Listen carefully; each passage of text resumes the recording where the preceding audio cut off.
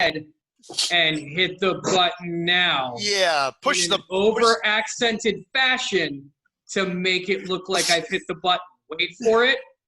Push the button, Frank. We are now recording and not having been recording earlier. Hello, everyone, and welcome to Bringing Characters to Life, a presentation provided by the Bodhana Group. We'll go into a little bit. 7 parts. In 7 parts. We will, Bodhana Group will give a little bit more detail when we start the formal presentation here, but I just want to kind of make sure everybody knows where they are, what they're going through, and so today we're talking about bringing characters to life. It's a presentation that we've done for quite a number of years. It's one of our favorite presentations that basically is going to be breaking down elements of the character sheet to provide some useful information and insight about therapeutic gaming in general, but more specifically about how we use aspects of the character sheet, whether that's what we take from that to generate adventure content or whether we do that for skill-based challenges. So the whole idea of this, and I'll go ahead and share the screen here so we can get things off and running. And like I said, let me pop out my participants. No. There we go. Just waiting to see if my waiting room is up here. So, okay, so here we are bringing characters to life. And there is our friendly little character for those old enough to remember the old Dungeons and Dragons cartoon. That is a friend dungeon master, your guide to the world of Dungeons and Dragons. He's like this the whole time, everybody. Just so you know. Yeah, so you're either going to enjoy it or leave the room. I can't quite be sure at this point. But we're discussing therapeutic intentionality using aspects of character for change. So, a couple quick things that I do want to mention for everybody. If you do have a question during the course of the presentation, type your question into the chat. One of us will respond and just let you know that we have added it to our list of questions as we go. And then once we get to the Q&A portion, we're just going to go all the way back to the first question that was asked, go down the line. And then as long as you're here, we will ask, or we will answer your question for you. Also, everybody, please make sure that you do have your microphone muted. I know that the person running the presentation can just mute everybody's microphone, but do make sure that your microphone is muted, and then we'll go from there. All right, and also turning your ticket. No. Okay, I think. Also, if for some reason you have to leave and your question does not get answered, you could reach out to us on Facebook, email, or Twitter, and we'd be glad to address it there. Yeah, and we're also going to have a contact info slide at the end of the presentation, as well as dropping some other links to our book, which we're going to mention. So let's do formal introductions. So I am Jack Birkenstock Jr. I'm a master's level clinician. I got my degree in 2008 from Lincoln University. I'm the executive director and one of the founders of the Bodhana Group. I have worked in the human services field for I think at this point it's about 24 or so years. I have worked with adjudicated youth. My specialty for about 20 years is I worked with perpetrators of and victims of sexual abuse. That's kind of my focus area that I've done for most of my career. I've also worked with adults with disability in community-based settings. So that's kind of most of the experience. Then about 11 years ago, we all started the Bodhana Group. And one of the nerdy little facts about me is I've seen the movie Ghostbusters over 375 times. Ghostbusters is also the first role-playing game that I ever seriously played, although I started playing RPG when I was about 12. I'll be 48 this Sunday, so I have 36 years behind the screen, as it were. So that is me, Mr. Max. My name is Max Yoder. I also attended Lincoln University. I got my master's degree from there in 2011. Been in the human service field for about 15 years. started with also adjudicated youth, but transitioned to working in the group home setting with adults with developmental disabilities, and did that for about 9 years, I believe. I've been with Bodana from the beginning.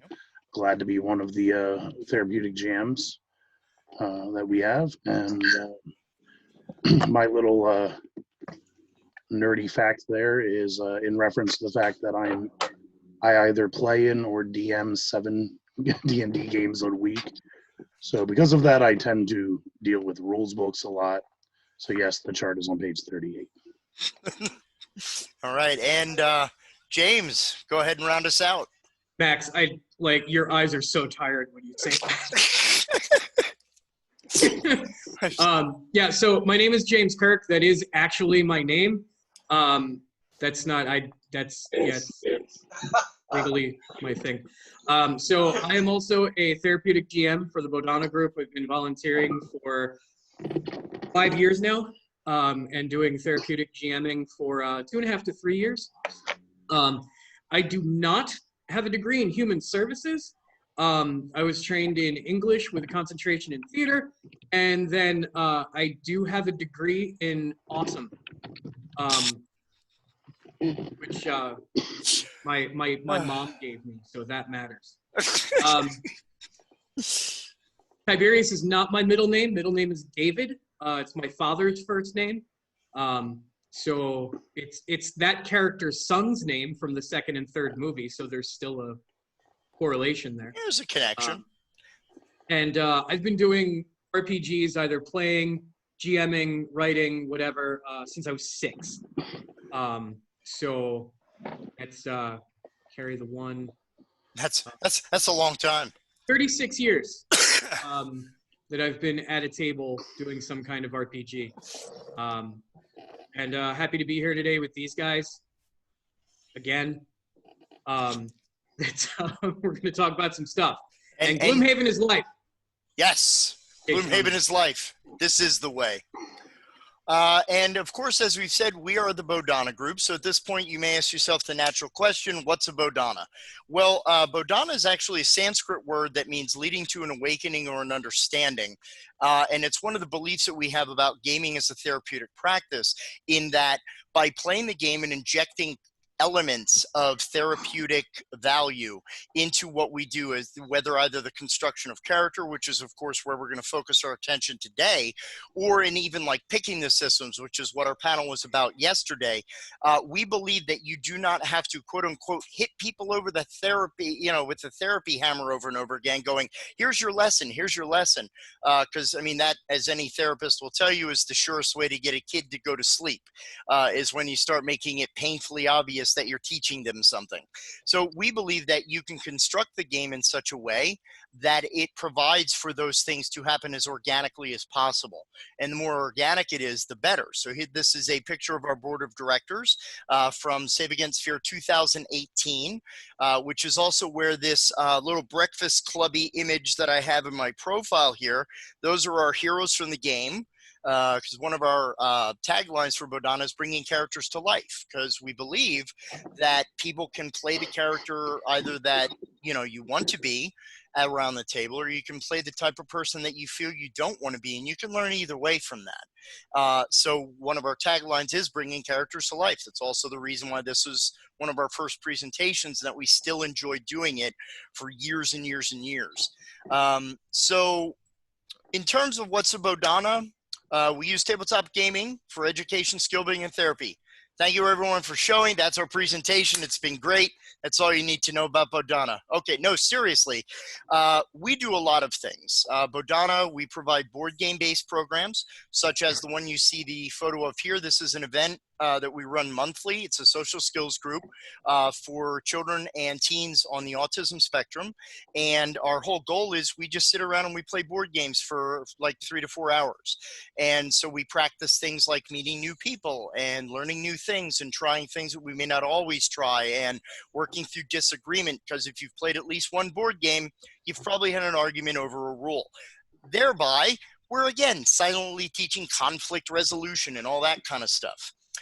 We run therapeutic role-playing groups. We run private pay groups. We run groups for other agencies and organizations.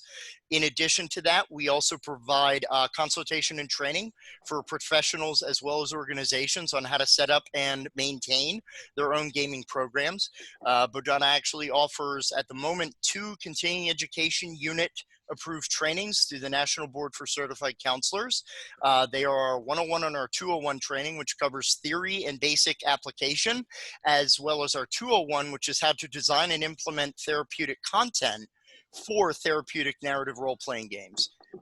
We are currently in the development process on our 301 practicum training, which will actually take practitioners through the process of creating a therapeutic one-shot, then running it for other professionals. So now you're getting feedback on the design as well as from the player perspective. So we're very excited that that's going to be coming out very soon.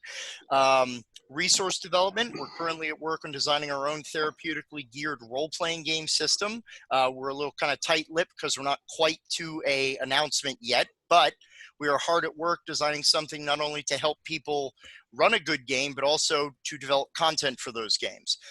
We run our own podcast called Gaming with Intention, the Bodhana Cast, hosted predominantly in the past by myself and James. We've recently brought Crystal Mazer into the fold, and we're going to be kind of re-engaging. We focus on games through an educational or a therapeutic lens. Annually, we run Save Against Fear. It's our annual convention. It's October 9th through the 11th this year, and we'll be running it virtually. And we've published a book called Wizards, Warriors, and Wellness. It's available on DriveThruRPG. We will pop the link into the chat in case you would be interested in ordering it. It's basically a primer that discusses therapeutic benefit of RPG. So it's kind of an introduction. It's also a great resource to hand to like administrations and organizations if they don't know about gaming. It's a good introductory read. And currently, this is a long slide, isn't it, guys? It is now. And we're also currently engaged in a research project with Harrisburg University of Science and Technology that is studying the efficacy of role-playing games for adults with social anxiety. So we're currently in the midst of that project. It's actually one of the kind of first clinical trial studies of its kind, and we're very excited at finding out what the story is going to tell us about what we know and what we need to know about gaming. So, minefields ahead. As with any clinical process, always follow the principles of trauma-informed care. Some aspects of character creation could lead to painful moments of personal reflection for some. We're going to talk a little bit about that when we talk about backstory and some stories about things that have come up during our play. And kind of jokingly, the safe word is cucumber. No, sincerely, we do at Bodhana use all of the consent mechanics that are currently available. We use X-Card, we use lines and veils. We also use remote control, or VCR as it's sometimes referred, basically to help if there is sensitive content around the table. So what are we talking about today, guys? Character sheets. I studied. Yes, you did your homework. I can read. So we are going to be talking about the idea of taking a character sheet and looking at the different elements of it, not just to inform character development, but also from a therapeutic standpoint, as sort of a lens into what somebody might be thinking and how they might be approaching the character. You can actually sort of start to form some educated guesses or connections based on just how somebody's making their character.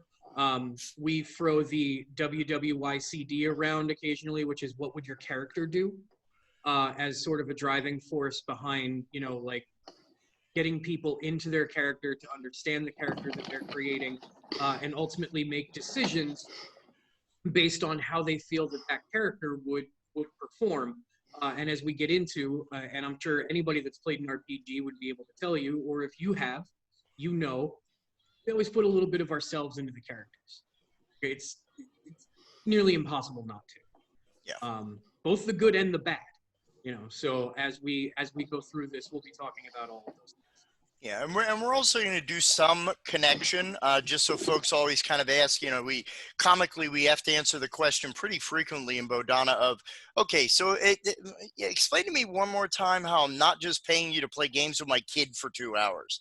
Okay, fair question. I totally, and one of the big things about this model in general is that you really need to balance the clinical skills of a practitioner with good game mastering skills. I mean, James had mentioned earlier how he does not hold a therapeutic degree, but James represents that one other area that is, you have to have a true balance between knowing how to play, knowing how to run an exciting game, knowing how to run a good game that invests and immerses the person in what you're doing, because without that level of immersion and connection to the content, you really have no chance for therapeutic transfer.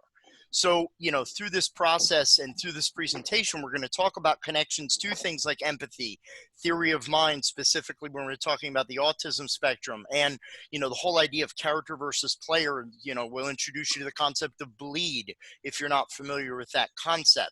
I'm sorry, and anybody that is curious about it, like just a quick word, we function on a 2 facilitator mode at all times. We have one person that is like clinically degreed, and then a GM or a therapeutic GM or facilitator. So my role as therapeutic GM is I write the story, I run it by Jack. We make sure that we're hitting all the points that we need to hit based on the intake forms that we have.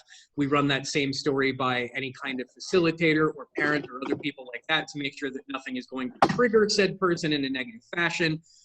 And then we bring it to the table. So that way I can concentrate on running the game, hitting the story beats that we've talked about, making sure that we hit those certain points in the game. And then Jack or Max or whoever is acting in the clinician role can sort of like step back and take notes and make those observations that we can then discuss and talk about with the facilitator or parents or even the adults themselves if it's an adult group. So that's kind of how we approach everything. I didn't want anybody sitting there going like, I wonder how all of this works, and like not being able to listen to any of the other stuff because you're wondering about that. So that's how we function. Okay. Awesome. So basic definition of what a role-playing game is. I mean, we kind of already know that, but some of these things are really key points to pick on, right? So role-playing game is a game. So, it's a fun recreational activity in which everyone assumes the role of a character. Generally, it's in a fantasy or science fiction setting. Those are the most common, although we have a lot of exceptions to that rule. And that person can interact within the game's imaginary world. And again, our focus today is going to be predominantly on the character. So what is a character? Max, you want to take us through some of these? Absolutely. A character is the created persona that the person plays within the game. They will have mental or moral qualities that are distinctive to the individual, make them different than the other entities within the game. A character is also a printed or written letter symbol, or in the sense of old television, that was such a character. Yeah, it's the life of the party. Usually that's where all your lampshades go, right over that person's head.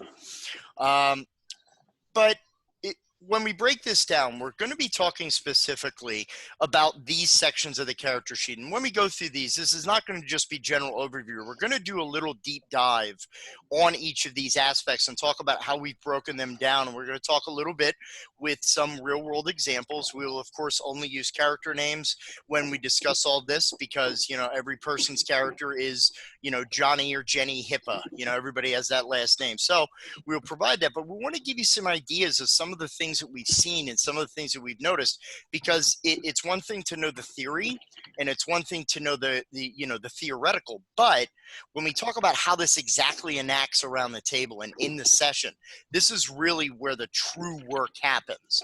So we're going to talk about attributes, we're going to talk about traits, alignment, skills, powers, or spells, which as we're going to find are kind of all different flavors of the same time of ice cream. We're going to talk about equipment and history. or background of the character. So we're going to break down how these things are important, how they can help us. So we're going to go ahead and kind of take our first deep dive on this, and we're going to talk about attributes. So James, you want to start us off on this one? Yeah, so the attributes on the character sheet kind of represent, in a lot of games, it's meant to be a number that tells you how physically strong or large is this person, how mentally skilled is this person, how socially adroit is this person. So these numbers or these statistics, however they're measured, just sort of make up the bulk of, like, if you were playing a video game in the beginning of it, when it's like, you know, customize your character. How big do you want the nose to be? How do you want the eyes spaced? Like, all of those fine detail things are kind of moved over and put into this, like, general category of these three types of attributes. You'll see other games that are not like a, you know, Dungeons and Dragons does the strength, dex, con, intelligence, wisdom, charisma, and they have those 6 numbers. And then there are other games that just have, they might just have these 3. It'll say physical, mental, social, and those will be the 3 things that they break everything down into. There are other games that more abstractly define some of those characteristics into things like, you know, smarts, vigor, spirit, you know, and the like. So it just depends on what system you're playing. But your attributes are your general makeup that some of these other things are sort of derived from as you continue going. Yeah. And when we look at these and when we want to break these down from a therapeutic aspect, think of yourself. I mean, there's that age-old thing, right, that almost every D&D campaign, almost every role-playing group has at one time explored with the idea of doing 1 or 2 things. We're going to play as evil characters, because almost everybody experiments with that, or stat yourself as a character. And while that's kind of a recreational thing, let's really think about that from a developmental standpoint. How I view my own level of intelligence, that takes 2 forms. So one, it's how intelligent I think I am. So, but then even further, let's say I have an intelligence, or to use a more pointed example, let's say that I have a charisma of 17. What does that really mean? What does that look like? Because someone could easily make the argument that a rather unscrupulous car salesperson has a high charisma. They may not use it for good. They use it for evil, you know, but think now therapeutically. If we're talking with a person who has a social skills challenge or faces difficulty with social engagement, it's very important to us as clinicians to recognize, you know, not just necessarily where that person wants to be, but kind of like that map of the mall. You can't get to the store you want to go to until you know where you are. So when we use stats, and I say to a person who has social skills challenges, okay, you're playing a character who's a diplomat with a you know, skill of 17. What does that look like? How does that play out? How do you portray that? Because that tells me so much about that person's inner experience, about how they perceive what they don't possess. So we've had a lot of people who, you know, are in that role, and it's also part of their skill acquisition, where we say, okay, you're going to be the spokesperson for the group. So how they play that gives us so much available information about that person, whether it's, you know, then fine tuning the method. And this isn't the only attribute that we can use for this. You know, let's even talk about being sensitive or taking perspective or using empathy. If you're playing a character that, you know, what is it? Every game has a dump stat, they always say, right? Where it's like, oh, this isn't really going to matter. I'm going to take a 6 intelligence. Well, you know what? I'm interested in how you play someone with a low intelligence. How you view, you know, it's no different from if you're playing a person of the opposite gender, or if you're playing someone from a different culture. How you portray that says a lot about your perspective towards a person from a different experience that you have. So see in this way We use it, one, for self-identification, and we use it with how the person self-perceives. We're also using this to portray skill acquisition and how they portray a certain skill. It's also how they feel about others. So now we're hitting elements of social emotional learning, self, others, world, right? So there's a lot of underpinning, and we haven't even gotten to anything deep on the character sheet whatsoever. And go ahead, Max. It also can address what the player values. That is Because correct. if you have the ability to assign that 17 amongst those stats, if the person says, I want that 17 in strength, that says something. That shows what that person feels is important. Yeah. And part of the idea is, again, remember the word bodhana. Remember, leading to an awakening or an understanding. So we have this grist for the mill. We have this scenario that we've opened up that now opens up an avenue of discussion. We now have some stuff to talk about, right? So when we're generating characters, it's not a deep, so you decided to take an 18 in your charisma. Tell me what that says about your mother. We're not like doing deep Freud dive on all this stuff, but we can have that conversation of, so you don't really put a lot into wisdom. Why? Like, why do you think? Like, what's your character all about? That's code for tell me about yourself.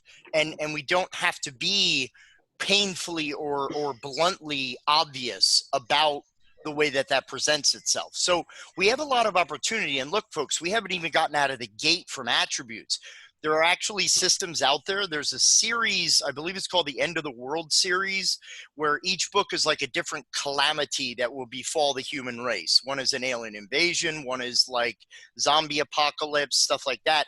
And the whole goal through the game is you stat yourself and you stat the other members of the group, because it's literally, what would you do if you were dropped in the middle of an alien invasion? How would you play that out? So some systems are pretty pointed with it. But remember that with any other form of engagement, we're talking about how we get these conversations started. Because role-playing as therapy not only provides a means by which to practice skills and work on goal acquisition and explore emotional situation, it also develops a language that we can speak. One of our big goals within Bodhana is we run a lot of our sessions at local game stores. And part of the reason we do that is, well, now you have a book. Now you know how to play a game. Now we're going to show you a place where, we don't want to still be having you in group like 6 years down the road. We want you to develop natural supports. And part of that is learning to play that game and being able to identify, even ask yourself the question, who have you played over the years? What did you value in terms of stats? Where did you put your points if it's a point-buy system? So we can get a lot of depth out of that. Okay. Anything to add before I go to the next slide, guys? Nope. You may continue, sir. All right. And again, please feel free to zing in questions during the chat. So traits. Who wants to talk about traits? I'll take it. All right. These are a lot of the times more of what you would consider almost like the demographics of a character, height, weight, age, that sort of thing. But again, just as we were saying, as per the attributes, what does it mean to play a young character as opposed to an old character? If someone is vertically challenged, having them play something like a Goliath could show how they view what it would be like to be tall, or vice versa. Honestly, I mean, you can probably tell I'm not a tiny guy. Back in the 3-5 days, my favorite race to play was halflings. Completely not me in any sense of the word, but it was fun to try something that I was not. You go and discuss about the personality. At this point, you can go into the ideas of alignment, but I know there's a separate slide for that, I believe. So we'll tackle that later. But you can question whether or not your character is greedy or altruistic, or wants to teach or seek out information, things along those lines. Again, that could show what's important to a person. And even deeper, I mean, we can talk about specific systems, because one of the things about Bodhana that, kind of jokingly, when we do, off the shelf therapeutic RPG isn't just D&D. We don't hate Dungeons and Dragons, and most, actually it's kind of what got us into the hobby. So when we talk about certain systems, and let's just think for a minute on some things like Kids on Bikes, for one example. That's a system we're using for a research study. We also run other groups using Kids on Bikes. Kids on Bikes features playbooks that are designed after tropes. So when we talk even about something like that as traits, there are flaws that each character picks in the RPG of Kids on Bikes. And a lot of those are like, greedy, obnoxious, rude. And it's very interesting how some people pick some of these flaws. Are like, man, I got this friend, he's so rude, so I kind of base my character a little bit off of this person. Or, my mom's so overbearing, so I wanted to kind of play that out. And it's really interesting the way that we can use a lot of these traits as secondary areas to flesh out our character, but they can always be things that we're also like a person is aspiring to, or a person, I've always kind of spent most of my character life playing very comical characters. So most of my personality is like, it could be best described as a foppish character. My characters always had a weird accent. My characters always had, some weird affectation where they would tell a goofy joke, or they would kind of, defuse a serious situation by just being a goof. That was very much me. I used humor to deflect a lot of the stuff I was going through when I was younger. And I got older, and this was even before Bodhana, when we started to break down our own process. I didn't realize at the time the characters I was playing and what they really meant dependent on where they were in my stage of personal growth and development. And if you take some time to kind of go back and look at the characters that you played over the years, really analyze that, those ideals and those motivations that you have. We have a lot of folks who are in caregiver roles in their regular lives, and they play as characters who are also caregivers.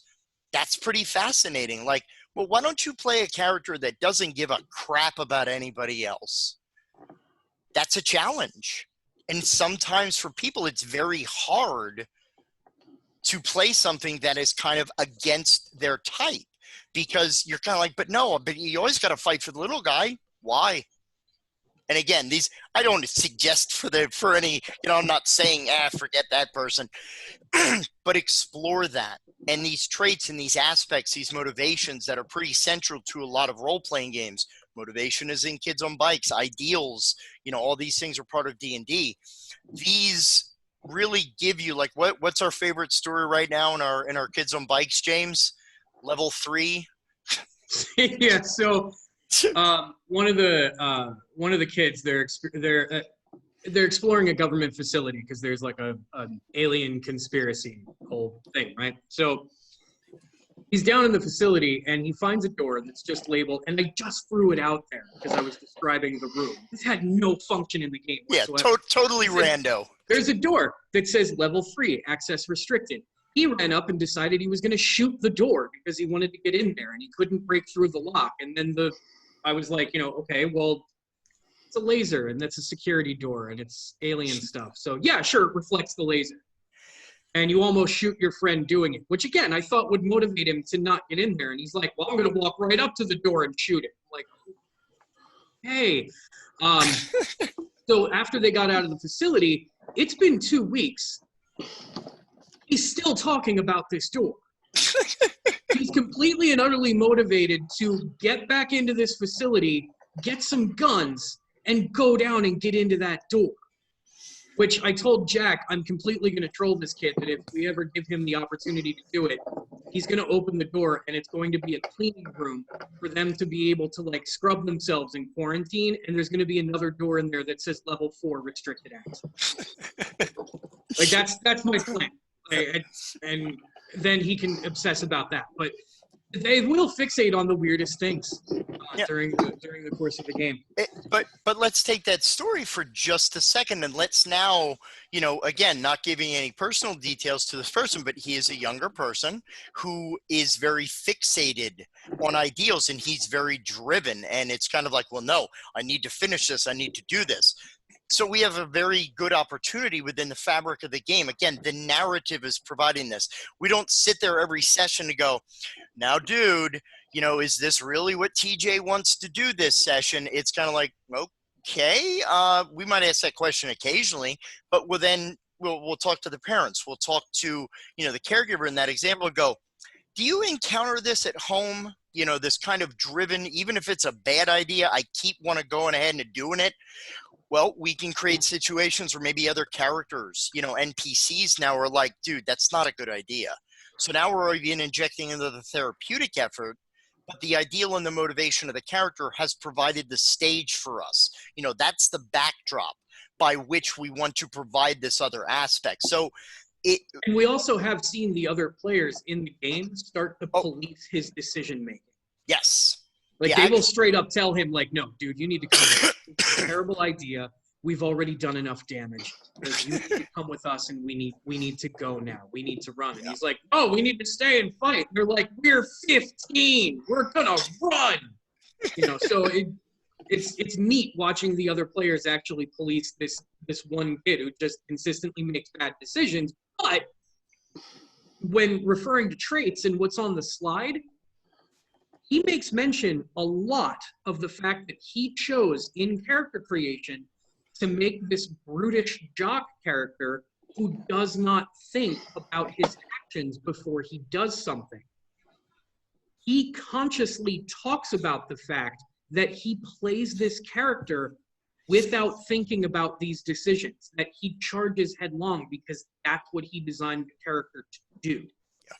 And it also reflects his own non-thinking about the consequences when he does things in his everyday life. Like that's him. That's how he acts. But I remember this from day one when he made this character, TJ. He decided this character was going to charge forward and do things without thinking. And that was an aspect he wanted of the character. And he is very happy with the fact that he has played this up so much. Oh, yeah. And he hates nerds, even though literally the rest of the party are nerds. So there's some great opportunities. And again, as we're kind of doing this thing, choice of attributes and traits involves self-image. And we've talked about a lot of different examples of this. But the question, and I talk about this in a lot of other trainings that I do, about behavioral modification and things like that. The importance to this process, and I think the importance to any therapeutic clinical process, is you should be exercising your why muscle. Every single thing, why. And when you have an answer, dig deeper. Ask why that. And whenever you have an answer there, ask why again. Keep going deeper. Because again, like James said earlier, and this is true, like we said, of all of us, there's reasons we play what we played. And it's no different from who your favorite doctor is on Doctor Who, or what, who your favorite Star Trek or Star Wars character is. There's reasons that we identify, and this is kind of part of the whole geek therapy movement of using pop culture and, things like video games and whatever. The ways that we define ourselves, we resonate with certain themes. So we're going to present those themes. One of our biggest challenges with TJ is the aspect of we're trying to say, like, yeah, you know what? I knew a lot of brutish jocks when I was in high school. They're not quite so brutish now because of things. And we explore, like, what might happen to TJ to change his mind about nerds. Because actually recently, before we go into morality, which is, I think, a great segue, his character went to throttle another character in game because he was like, come on, dude, snap out of it, like being a big jock bully. And the other player's character's father was coming up and he's like, don't you put your hands on my son. And he slugged the character and knocked him out. They both got arrested.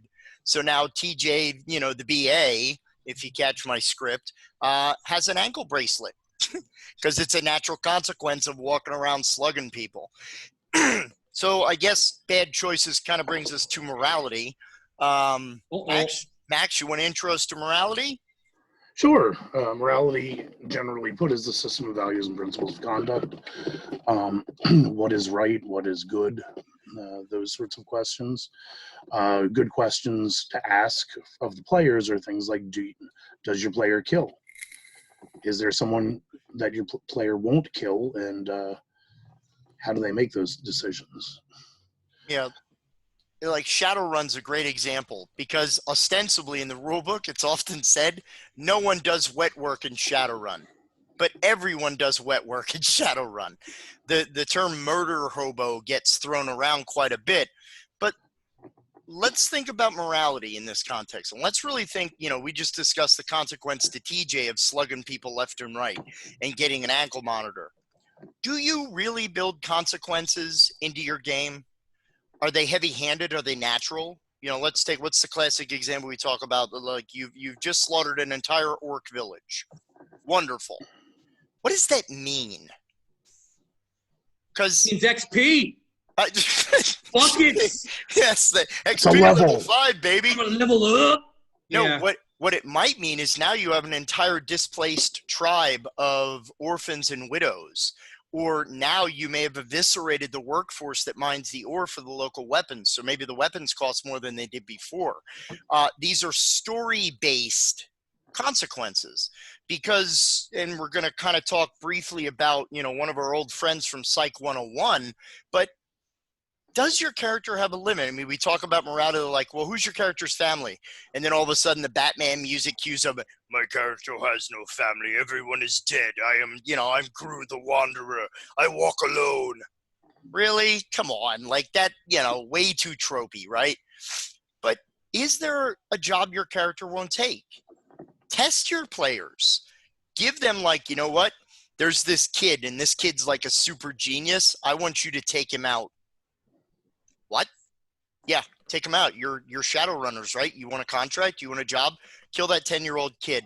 He has so much magical power. He's going to be a great mage someday, and I don't want that I don't want that challenge. What would your Eat the players do? mage. Yeah. What would they do? It's okay to provide moral quandaries because, again, these are story-based choices. And one of the big why questions is, why did you choose either to or not to? View every challenge in a role-playing game, every character affectation as an approach or avoidant behavior. I always say I can simplify human behavior. I can give you a 301 level behavior mod course. We do stuff because we want something. We do stuff because we don't want something, or we're blissfully ignorant of either option. That's pretty much human behavior. Congratulations. I've saved you $500 of college credit courses. But we've all seen one of these. I have chosen, of course, to use the Mystery Science Theater 3000 example because that's one of my favorites. But alignment. James, Max, where you guys weigh in on I thought you were gonna keep. You're like alignment, and then just stopped talking. Yeah, I was like, okay. Really The idea of alignment is such an abstract idea because kind of like what we were saying earlier with attributes, where you ask somebody, what does being charismatic mean to you? This is kind of the same thing. My idea of lawful evil is something completely different from what Jack's idea of lawful evil would likely be. So getting people to play these alignments, the actual idea of alignment is a mechanic in the game. It's not something I really use, honestly, because people are going to play the way that they want to play. They're going to play based on the character personality. This whole idea of like lawful good to chaotic evil for me, it's an antiquated idea because people are going to play out the type of character they want to play without the label. If you put a label on it, it actually makes it harder for them to play the character because it may not be the way that they wanted to play the character. They might later make decisions because, believe it or not, characters develop over the course of a story. I know, right? I was surprised too. But they might change that alignment. They might start making different decisions based on things that they've learned. So maybe that true neutral doesn't apply anymore. And instead of going through like having them like, well, now we have to officially change your alignment to chaotic good. Okay. I always prefer seeing alignment as a descriptive thing instead of a prescriptive thing. Don't write alignment on your sheet at first. Play for a month or two, and then have a discussion. Well, what alignment do you think your character is based on the actions he has taken? Well, And then that's something you can discuss intermittently, especially if, as James said, the character develops. Oh, so the first few times we've checked in, you were saying your character's lawful good, and now you're thinking he's more lawful neutral. What happened? What caused that change? Things along those lines. It opens up a lot of interesting discussions, but the focus should be on playing your character, not playing the alignment. Yeah, and going even further into human behavior, and again, this might be the Buddha talking, because a lot of my practice is rooted in like Buddhist psychology and a lot of those ideas. So, in Buddhist theory and Buddhist thought, they talk about that there is no self, there is no I.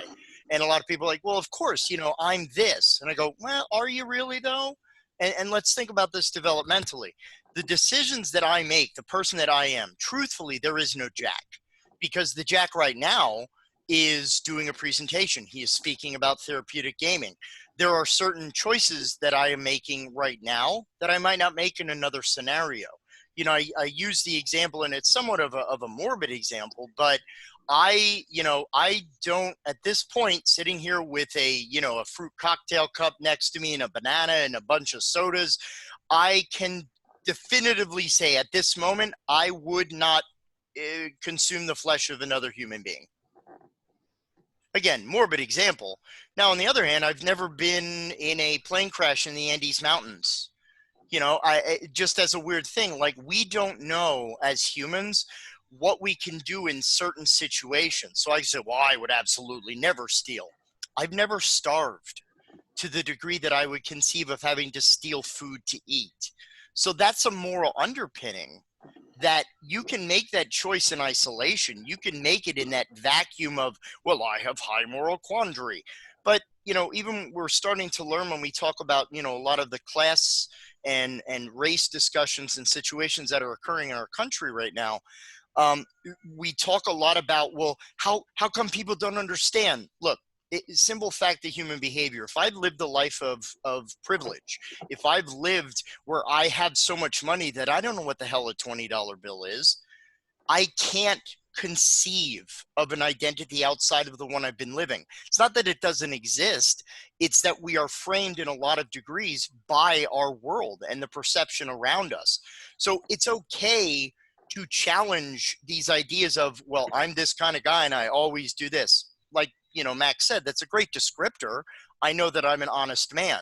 Are there some times where I am not as honest as I might normally be because I don't want to hurt someone's feelings? Yes. Does that make me a liar?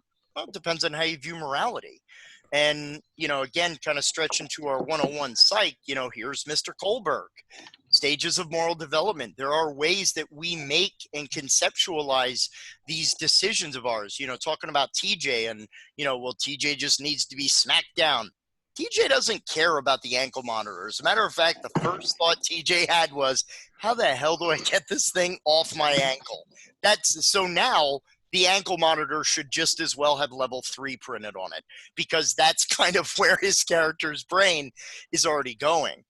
But looking deeper than just even the kill question, can the player even practice a higher level of moral reasoning that might be within that alignment framework? If you're working with a 5 to 6 year old kid, I'm sorry, you're not discussing Immanuel Kant. You're not going into deep philosophical tracks here. Stove burns bad. That's a very simple way of looking at behavior and choices. So can we use this to develop empathy? We had one of the stages of our Kids on Bikes adventure, and even our old D&D one, where there's this whole cult. James or Max, do you guys want to talk about our Yeah, I created this cult called the Cult of the Light that was waiting for this guy that they glorified, basically their prophet, to come back. And these characters were all characters that were prisoners in a jail, and I ran a Dungeons and Dragons version of the Suicide Squad. because all of their characters were just like, when Jack showed me the list, I'm like, oh, look, rogue assassin, rogue assassin, rogue assassin. So these are all like scumbags. Like every single one of these people suck. Like they're all like terrible characters. Hey, I got an idea. So they found under the bowels of the prison, they found this cult that was dedicated to what they called the cult of the light. And at first, they were like, oh, these guys are really cool and they can help us get out of prison and everything will be really great. Until they discovered that this cult has a very black and white, not gray, description of those that do not wish to stand within the light are doomed to stand within the darkness and must therefore be removed so that only the light remains. And one of the characters went, you clarify that? Like a little bit? What does that mean? And they found out that these people are like, they're down for extermination. And then they kind of put two and two together that, oh, that giant pit that we saw earlier that had the bones in them, that wasn't like a pet that they were feeding or anything. That's the mass grave. Oh. You know, so like they came to this realization that these people that they thought were really good, they now have to question the methods. Like, sure, it's really great to say, like, I stand in the light. Everybody wants to be able to say that. What does that mean to get there? You know, what does it mean to stay there to those people? And are they willing to trade one evil, which was the warden of the prison, for another evil by releasing the members of this cult who very well could get them out of the prison, but boy, are they going to be a pain in the butt. You know, so like they had a full-on religious debate with me for about 30 minutes at the table, talking about the moral decision of like, well, what you're doing is wrong. Well, who are you to tell me that? Yeah. You know, like, you don't know me. You know, like that sort of stuff, and like talking about what faith means and how it can be misled or misguided. And they got like super deep, which was surprising. I really thought it was just going to be the decision, and they were going to be like, nope, let's steamroll everything. And I was very pleasantly surprised. Yeah. And depending on how you construct these, again, narrative carries tremendous potential for identification. We ran two groups for an agency that specializes with grief and loss with children who had lost a primary parent. And we're using a modified form of Blades in the Dark from Powered by the Apocalypse. And the whole idea was, you know, all the kids in the group had lost a primary parent due to drug abuse. So what we did was we created an adventure where the whole idea was they were the wolves, one of the street gang choices you have in Blades in the Dark. And their whole mission was they had to get this drug off the street. The queen wanted it off the street. She wanted to, you know, now secretly her son was sick and she like heard it's kind of medicinal, it can help. So, you know, I want you to get this recipe. So the characters basically got the recipe and we all said, okay, you guys got a choice. You can destroy it so they can't make the drug anymore. Your role for like, you know, how to interpret it said, no, there's some medicinal qualities to it. They just kind of tweaked it a little bit. So what do you want to do? And the roll of the dice is one of our favorite tools. We didn't state, like, we didn't know which way they were going to go. So we didn't have a plan. You know, we were just kind of go with what the story says. So they rolled and they said, well, we want to change the recipe. They botched the roll. Okay. So that means that you've now made it toxic. So the queen, now having the recipe, made a batch for her son and he died. So this led to one of our more direct therapeutic moments over the years. And again, it was a very targeted group experience. So we literally said, what do you as a player, like, what do you think the person that you lost, what do you think they would have felt about your character's choice? So now this group of kids who are like, you know, very young, like between 12 and 16, they literally had like a Senate floor style legalization discussion before they made this character choice. And it was a huge emotional impact moment, but they were able to open up and talk about, you know, some of the pain of their loss. So, you know, a game-based role that it could have gone off very successfully, and we would have still probably asked the same question. It's just that role and allowing that morality and allowing that man, you made this choice and you know that the use of this chemical led to the death of someone that someone cared about. That was a very on point example, but it was targeted specifically towards what we were doing in that game. So there's a lot of potential that you have with what stories you're telling. We're going to talk about another kind of deep area, and I'm sure there's some great questions, and we want to make sure to get time to get to them. So skills, power, spells, and equipment gives definition to a character. Thanks, Uncle Ben. With great power comes great responsibility. But it's actually more responsibility to you, the GM. One of the reasons we put all of these under the same class is we feel that they kind of represent the same ideology therapeutically. A superpower is nothing more than a spell and a cape. That's pretty much what it is, right? Which makes Doctor Strange doubly awesome. But on another note, it can give agency to a character's motivation and can complicate the narrative. So beyond the basic fireball is power, how are you using power? That's a very surface level way to look at this. What if the item has a quality that you can only use it under certain conditions? If you're not aligned with the rest of your party, you can't use that ring. Or if you're angry, or if you're seeking revenge, maybe it's a very good item that's tied to, a lofty character or paladin. When you're talking about powers allow you to kind of break some of the world rules. They allow you to do things better than or more than another character.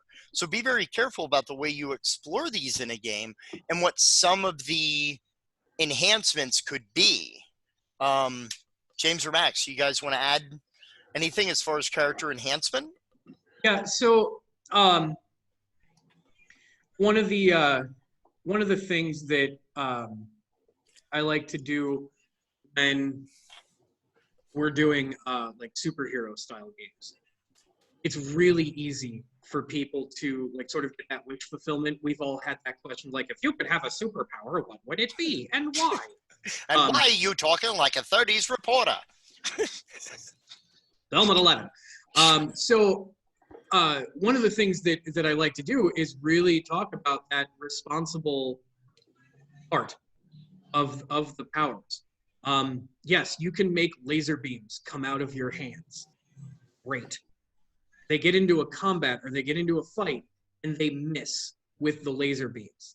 I then describe, the divot that was just made in the park by those said laser beams. Like now there's a giant, slash through the park, damage done to buildings. There are civilians that are in that area. And I always know what kind of a group I'm playing with if I say people are starting to run around scared and panicked, and not one of the heroes says, I'm going to try to clear people and get them to safety. All right, well, now at least I know what group I'm in. Because they're just going to assume that everybody's going to make it to safety. Spoiler. They're not. The power and responsibility, while you hear it and you go,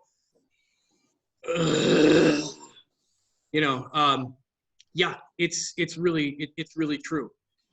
Nothing makes me more nuts than playing a Dungeons and Dragons game and the wizard decides to cast Fireball, not remembering that it's an AoE spell and that everybody standing in the path, your friends included, are going to be hurt by this spell. And the wizard picks up 7 6-siders, looks at the table, and says, sorry, guys. Like right before he rolls them, like, you son of a... Oh, my God. That is, there could be some sort of sacrifice there. Maybe the table's like, yeah, because it's going to get us out of this, and we're going to take some damage, but we're going to be okay. Or there's, dude, could all die. Why are you doing that? Having some ownership of the abilities that you have, understanding their limits, understanding how they affect the other people around you.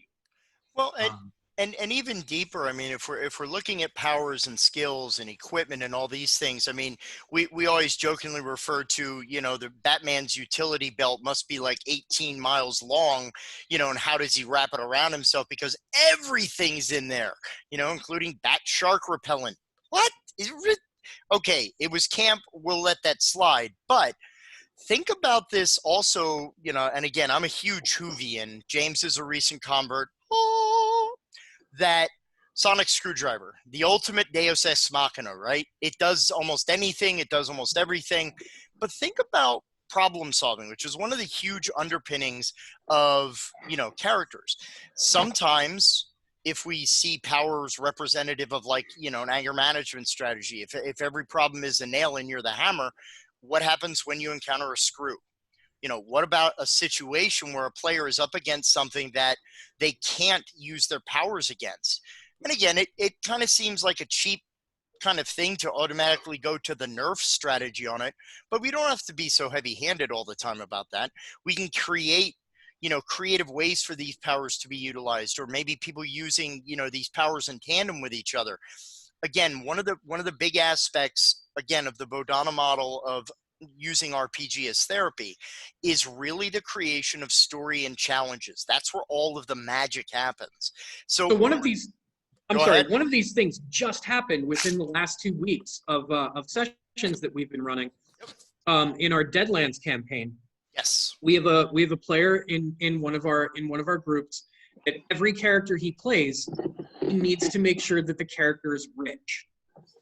It is a built-in aspect of the character that this character has money, which he equates with power, which he equates with control. Yeah, his money has money. That's how much money he has. He has, interestingly, explored different aspects of money equals power with each of these characters.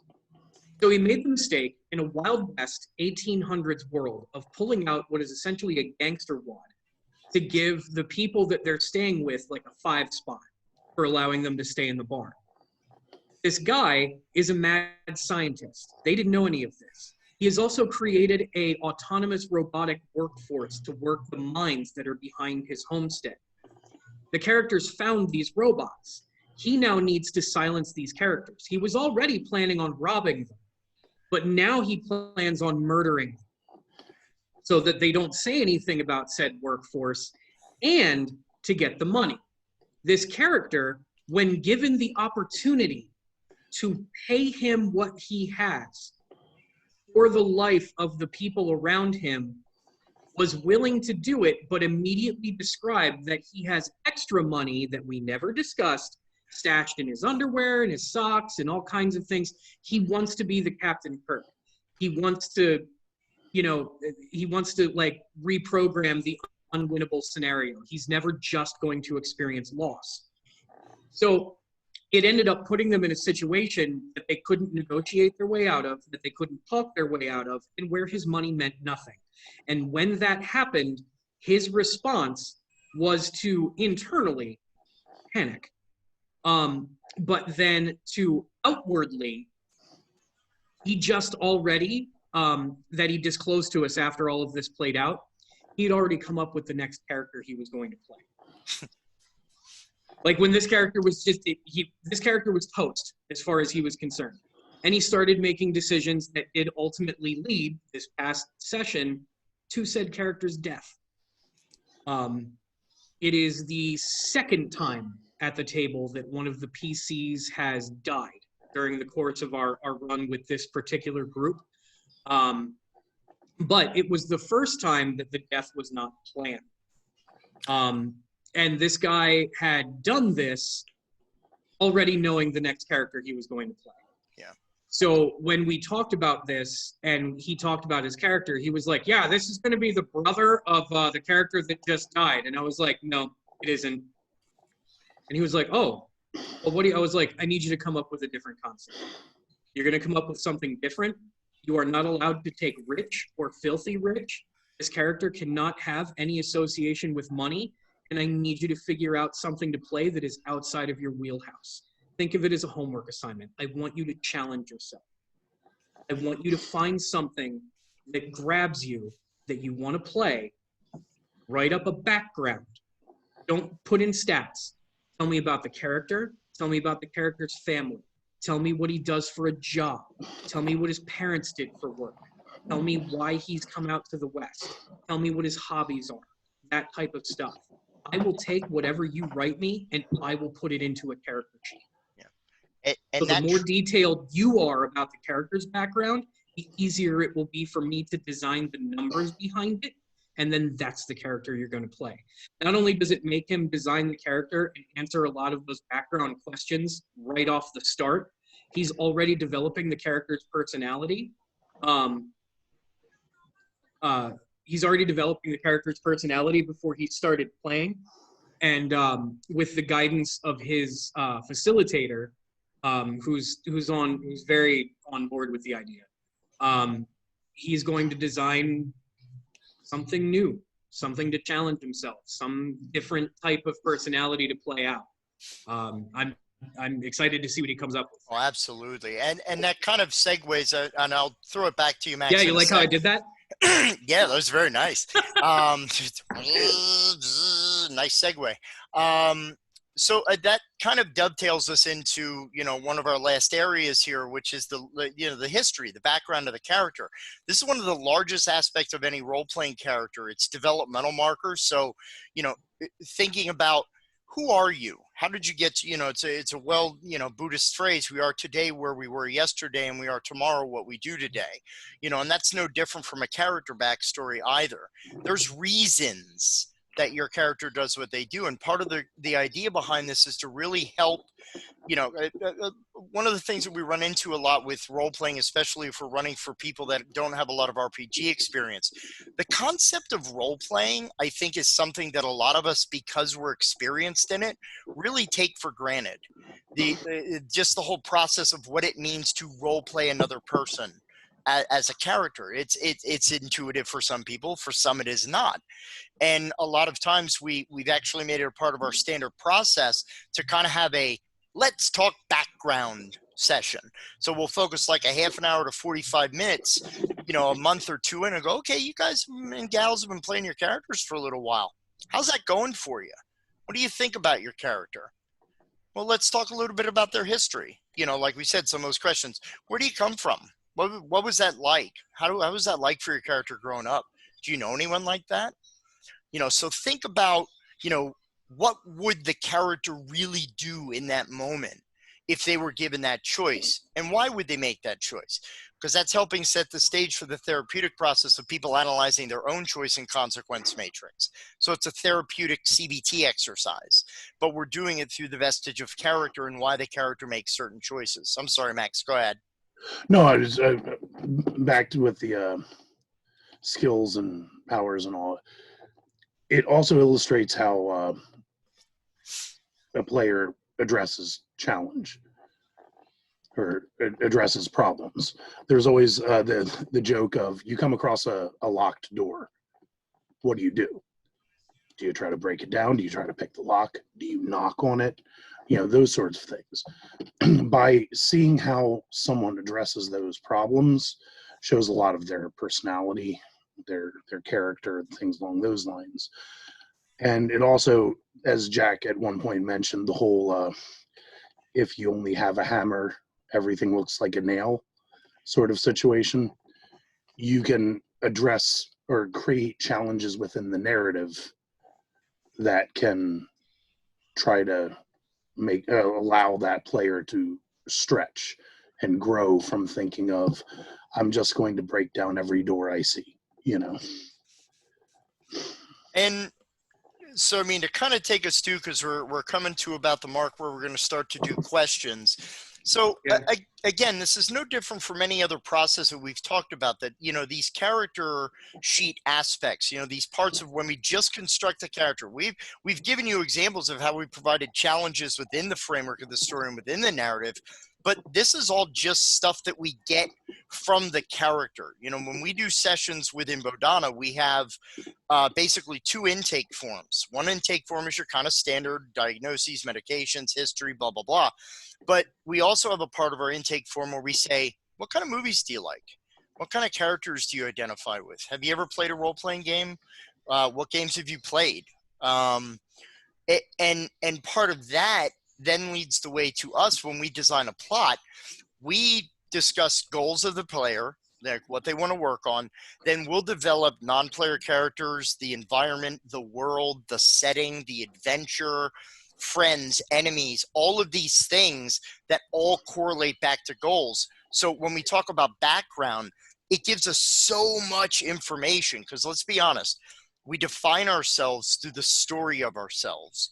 There's that old statement that we say that hindsight is not 2020. It is an adjusted vision at best, but we put on the prescriptive glasses of our own best or worst perception. If I tell you a story about me when I was in first grade, and this is actually a true story, so disclosure here, my first grade teacher did a talent show presentation. And I'm a little old, so it might not surprise some of you that we did a live rendition of Copacabana. Yes, complete with, Rico, shooting Tony and, the whole, she sits at the bar like drinking herself blind every night. It's a really depressing song if you listen to it, but it has a catchy beat, so it's good to dance to. Anyway, when I was there, I don't remember that. I was 7, 8 years old. Like, that was so far ago, right? But when I tell this story, and I've told it over years to people, it's gotten more flashy. It's gotten more interesting because otherwise it was like, I'm a scared kid that's on stage in some weird costume that my teacher and my mom went, ooh, that sounds cool. Let's put our son on stage. And I was terrified. But the way I tell it now is a result of me having told that story over and over again. And the way that we reflect ourselves and moments from our lives, really look at that story that you tell and look at the way that that story has changed over time based on who you've told it to, how they've responded to you, how they've reacted at certain beats. You're going to focus on certain aspects of your story differently than you did when you first told it, because the brain gets rewarded and even your personality and your perspective gets rewarded by people laughing at the way you told it. So the next time you tell it, you're going to lean into that more. And the way that, role-playing game therapy is at part borrowing a lot from narrative expressive therapy, that plays into the backstory that, when we talk about different perspectives and changing your own narrative, literally when you change the way you look at things, the things you look at change. You're not changing what it is, but you're changing the way you look at it. And we want to encourage people to experience a lot of this kind of emotional growth through that process. So, in general, asking what would your character do challenges self-image, it engages empathy, expands personality and creative thinking, helps develop identity, and explores alternatives. So there's a lot of the great underpinnings for change and behavioral change, which is why we love and utilize this process. So before we throw up the info slide, was there anything brief to go to, guys? Because we're about with 15 left. No? Nope. Let's throw up the info so we can get the questions, because a lot of folks had stuff they were curious about. Let's make with the questions. So if there are any questions, just one more thing. Detective Columbo, that's my favorite question slide. But please feel free to screenshot this. These are our various portals of contact information, or we'll give a minute or two for you to jot them down. As we've said, we are at thebodonagroup.org. The Bodana Group at gmail.com is our email. We love questions. If you're working on a research project, we'll help you out. If you want advice on how to do this in your own practice, if you want training, we can offer all of those things and more. Please stay tuned to our website for Save Against Fear coming up in October. And if you have not yet, I'm going to drop a link to Wizards, Warriors, and Wellness into the chat. So if you'd like to check out our primer, it's $14.99 for a printed copy, about $5 for a PDF. But it's a wonderful little book that kind of describes some basic skill use, and it even has some sample applications. I know a couple of folks that are in the presentation actually have read it, so they can talk more about it than we have. But we'll also drop some of these contact links. So now, while we are still recording, we will drop the veil, and now the presentation has subsided. We have a ton of good questions down there. Yeah. So I'll start. I had sent Kevin like my theater background, but basically my focus was performance and script development and script writing. So I did over 30 productions while I was in college. I directed 2. I had 2 one-acts that I wrote that were produced at the college. But more importantly, preparing me to do something like this, I think it comes down to understanding character development and how to develop a story and how a story flows. That I have, I learned a ton about improv acting exercises that I'm able to actually like, I've conducted full classes with kindergarten kids all the way up to like high school age, of getting them to do different types of improv exercises that kind of get them comfortable with the idea of you are going to be playing pretend, and getting them to understand that they are acting out a role and not just randomly throwing stuff at other people. Some improv exercises are very much about that, but some of them are about maintaining a certain type of role. Being able to do the freeze exercise where everybody stands in a circle and 2 people are acting out a scene. And when somebody in the circle has an idea of how to continue it, they call freeze. The 2 actors in the center stop wherever they are in whatever position they're in. The person that has the idea comes in, tags one of those actors. That person goes back out to the circle. They then take the position that that person was in, that they're replacing, and then continue the scene with this new person in it. And then they take that idea to wherever they were going to take it. It's a fun little exercise, but it also goes to demonstrate that shared storytelling experience that they're going to be having at the table of everybody kind of collaborating on this overall narrative, and sort of gives them like a physical representation of it. So just my experience performing and understanding how stories get created, the flow of a story, using the Fichtean curve or Freytag's pyramid, or any of the basic story structures, and then kind of moving to how those things get played out in the game, and rising action, falling action, climax, making sure that there's a catharsis at the end of the story for the characters and some sort of developmental thing. Yeah. Those were really the main aspects that helped me prepare for it. I don't have like a degree in play therapy, but I certainly understand how it works. So those were the type of things that I think probably prepared me the most. Yeah, and we're taking them in order, right, James? Because I'm kind of scrolling along now that I'm in the window. Because I know, Sarah, you've asked quite a number of excellent questions, which, no, it's all good. Trust me, they're great questions. So I guess we'll go right to the next one, which is one of our first. So I'll give a brief description of remote control, or VCRs, it's sometimes referred to. So in consent mechanics, for those who aren't aware of this term, we have the X card, which most people know. It's a little device. You have an X on it.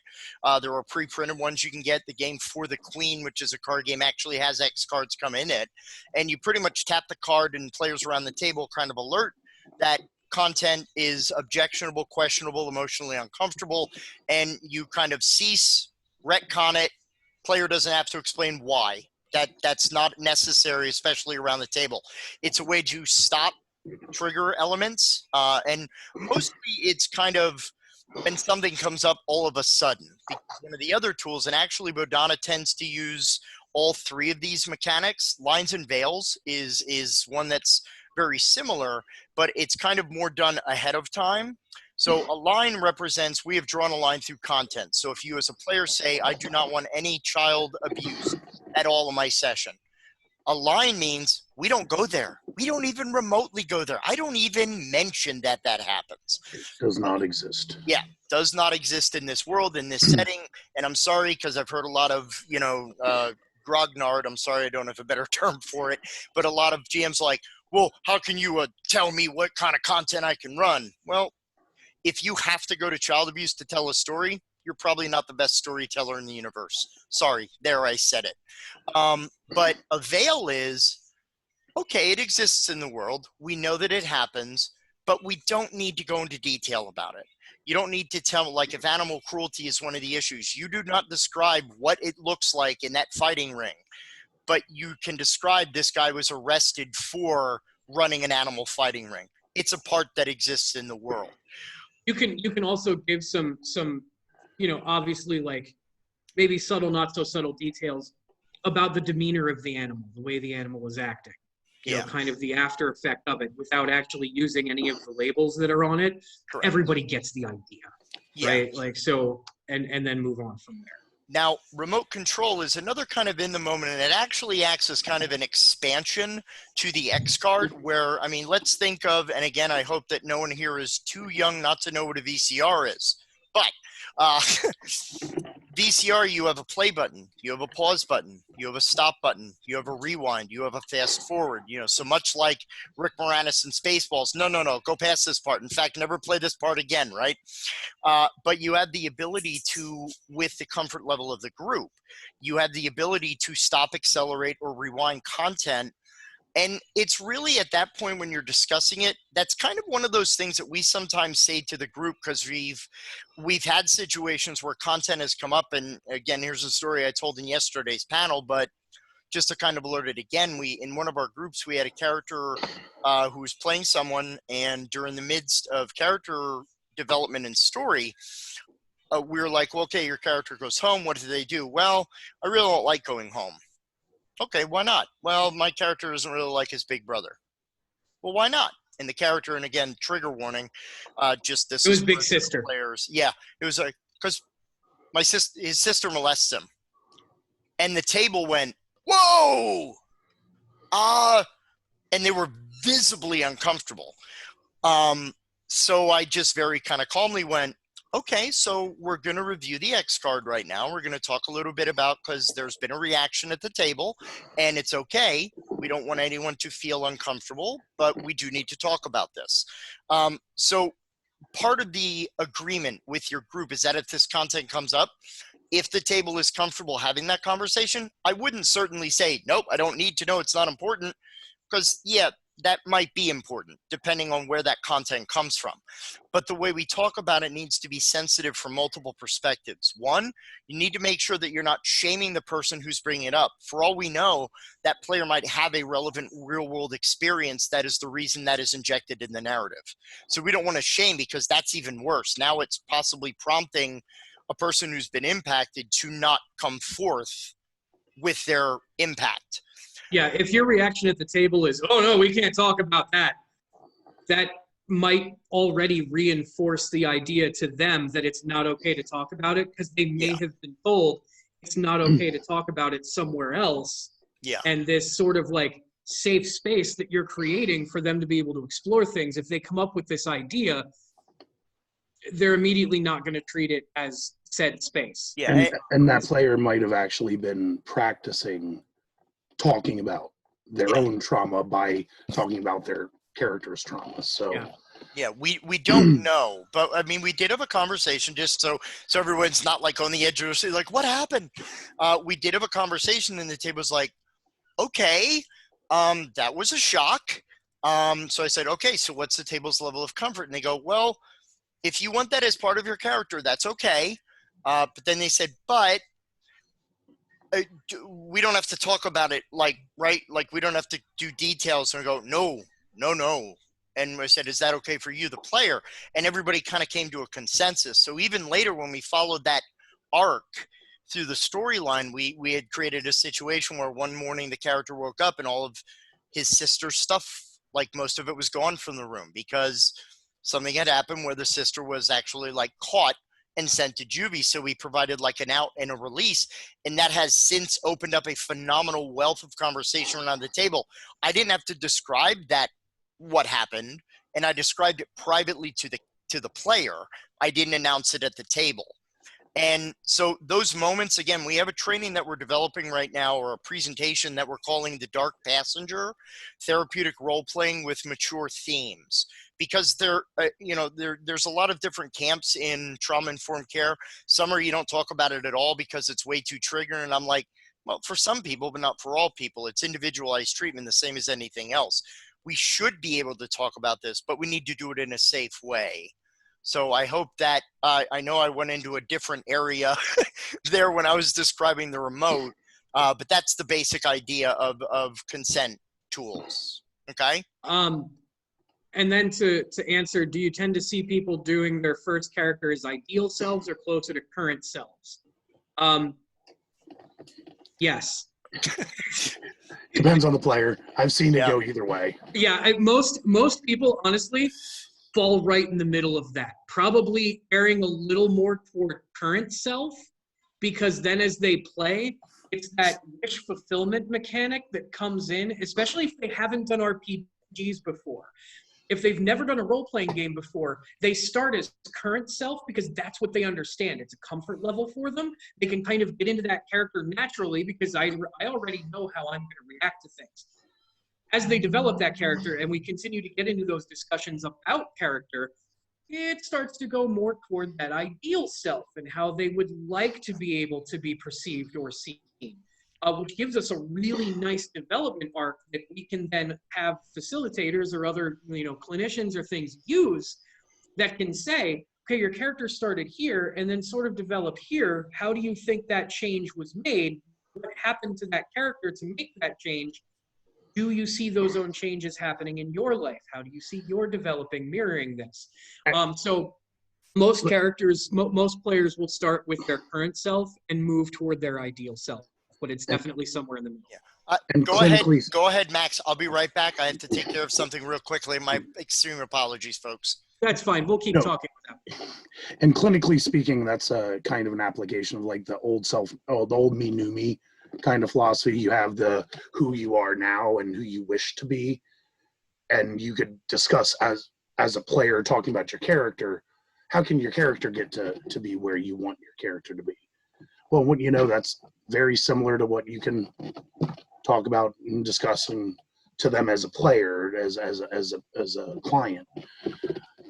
And then Annette had asked about the PowerPoint slides. The PowerPoint is going to be available through the recording of this.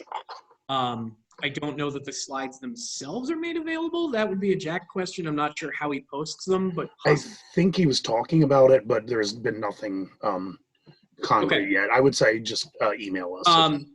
Next question I had here is Mike F., who had asked, considering what you're aiming to achieve through the role-playing systems, how do you encourage player engagement with their character? Mike, if you are still here. Can you unmute and just qualify that question a little bit for me, just so I understand it? Yeah, of course. And I think I asked it in a slightly different way further down. It is, how do you get someone when they put a character on paper, especially people who are new to RPGs, not just play this as okay, I've rolled a dice, now what happens, and actually get invested in the character that they're presenting? Okay. So we have, I personally have a couple of different tactics for this. One of the things that we do, Jack had mentioned earlier that we kind of do like a character development session after they've been playing for a little bit. And we ask some pointed questions about the characters. So I actually try to encourage this organically in the game. For example, our Deadlands campaign, they did the entire first scenario, arc, whatever, playing their characters however they wanted to play them. I kind of let them develop on their own. Then to engage the characters further and start to come up with like subplots or ideas for other things that I can pull on, they had a campfire. Like they're just traveling and they're at this campfire. Jack and I surprised them by in character asking them about their character histories and having them play out at this campfire what they wanted to share, what they didn't want to share. And then Jack and I would take it further and be like, okay, so now let's step back from the character for a minute. How did leaving your family behind feel? This was a big decision that you made. And really getting into some of those questions of character motivation, which makes them think about the decisions in their background, not just writing a background, but like we said earlier, coming up with the why. And we saw in the next arc, after we had this sort of game session where we talked about all of their character histories and had them develop stuff, there was a massive difference almost immediately in the way that everybody played these characters, because they had had a discussion, they had taken notes, we had 2 weeks in between sessions, and everybody came back to the table and were just ready to go after that happened. Another way that I encourage it is I tend to, when they're doing challenges, like skill challenges, there are some things that the character is set up to do that I just assume they're able to do. I don't make them break the game just to keep rolling dice. A big thing that I try to do is when somebody says they're going to do like a social challenge, and they say like, I am going to roll my persuasion because I would like to negotiate the price of this item. Cool. Why don't you go ahead and talk to me about how you would like to do that? Have your character negotiate this price with me. And I kind of force them to play out these social situations and have them talk about it as their character in the game, because instead of having a die roll determine their success or failure, I'm going to make them play it out, and then I might even give them a bonus if they want to roll the die, or if they were really good at it, I'm going to be like, dude, we don't even need to roll a die. That was perfect. Now your price is this instead. Great job. Yeah. And also, piggybacking on that, I tell the players I DM for or GM for, don't tell me what role you want to make. Tell me what your character does. I'm going to try to climb that mountain. Okay, that's an athletics check. You know, things that say, narrate to me what you're doing. Don't tell me the mechanics of what you're doing. And just that simple thing makes it a lot more engagement. They're telling a story instead of playing a game. Mike, I hope that answered what you were looking for, as far as the question that you had asked. That was perfect. Thank you. Great. Okay. All right. Next one I have is from Noah Brooks, who had said, when you're helping them create characters and assigning stats, do you allow or help them to adjust their casting stats to make the game more fun, i.e. a wisdom-based paladin or intelligence for a warlock? Yes, absolutely. There's that comes into if they know what class they want to play, we will certainly guide them, like, you know, your highest number should probably go into these because mechanically it's going to make your character function. Yeah. If you can't do anything, that is definitely going to require guidance. Right. They're not going to have fun playing a warlock that has an intelligence of 8. It's just not going to be fun. So yeah, we want them to have the best chance for success possible. So mechanically, we will guide some of those decisions. Yeah. For personality, this is from Kevin. Do you focus on archetypes? To bring psychologically motivated personality functions into character creations, i.e. the quick to anger character had an abusive adult role model at a young age. We're really hesitant. I mean, we don't want to always go with the obvious trope because that can be kind of just as dangerous. Like, you know, not every bully was bullied as a child. Some bullies are just jerks. Now, of course, they have different reasons for doing that. Right. What we found is that we really do want to provide for as much creativity. And I'll tell a very short story. It's one of my favorites to tell, so my apologies if you've already heard it. But when we were running our No Thank You Evil groups for grief and loss, the first one that we ran was it was actually used as a post-assessment tool for a group of kids who were already gone through a weeks-long group. And the whole goal was we were running an RPG that was set with, like, you know, sadder than the first 10 minutes of Up kind of tropes about sadness, you know what I mean?